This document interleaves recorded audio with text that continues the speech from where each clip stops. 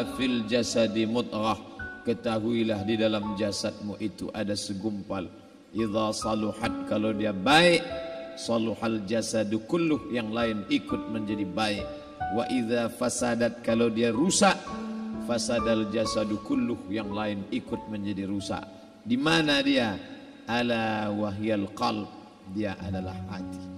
Maka yang pertama kali menghitam itu apa kata Allah? Kalla bal rana, ada satu titik hitam.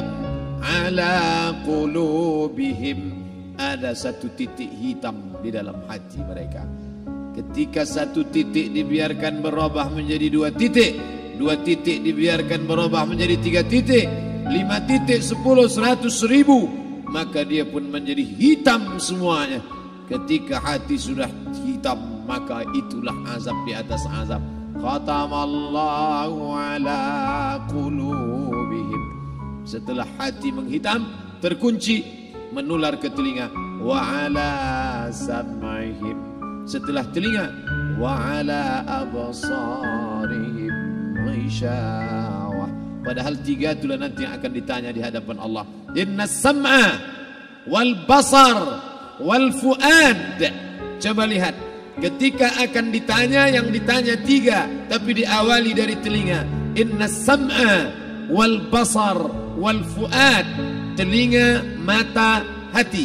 Tapi ketika terkunci, yang duluan dikunci hati.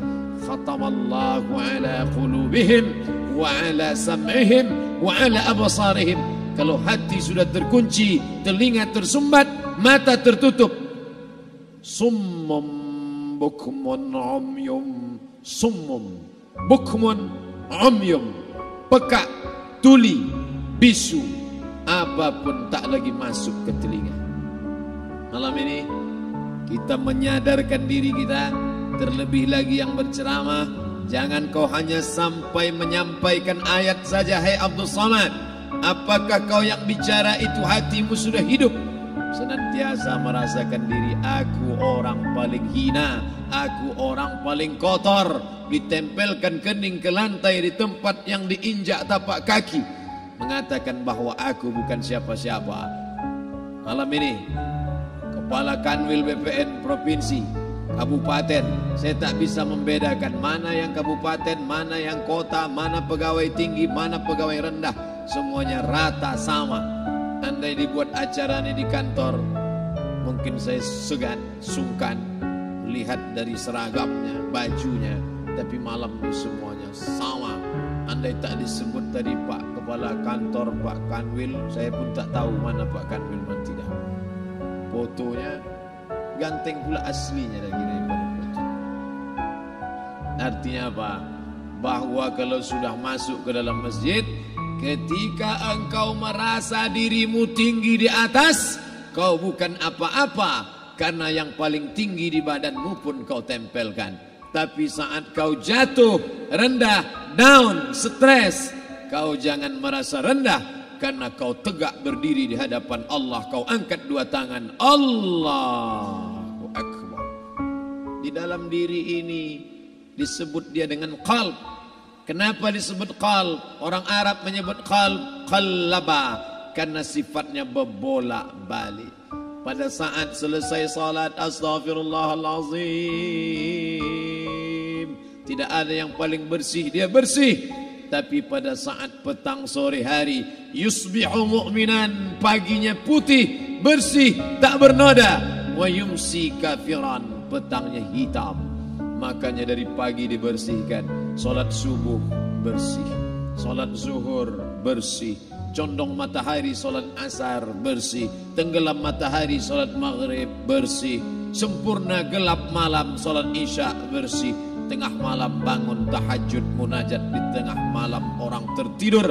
Wa tusalli bil laili wan nasu niyam, engkau tegak di waktu malam, di saat orang semua sedang tenggelam dalam lelap tidur panjang, tapi engkau menangis meratap mengenang dosa begitu banyak. Sab'atun yuzilluhumullah, di antara 7 yang mendapatkan naungan Allah.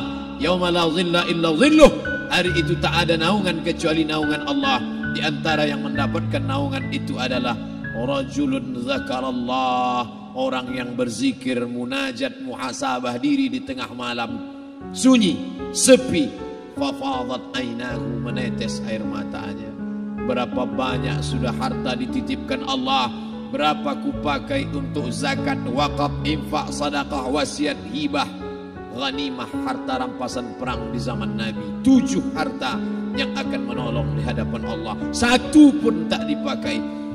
Umur diberikan Allah 40, 60, 70. Berapa yang kupakai untuk menolong agama Allah? Berapa yang kupakai untuk mengingat Allah?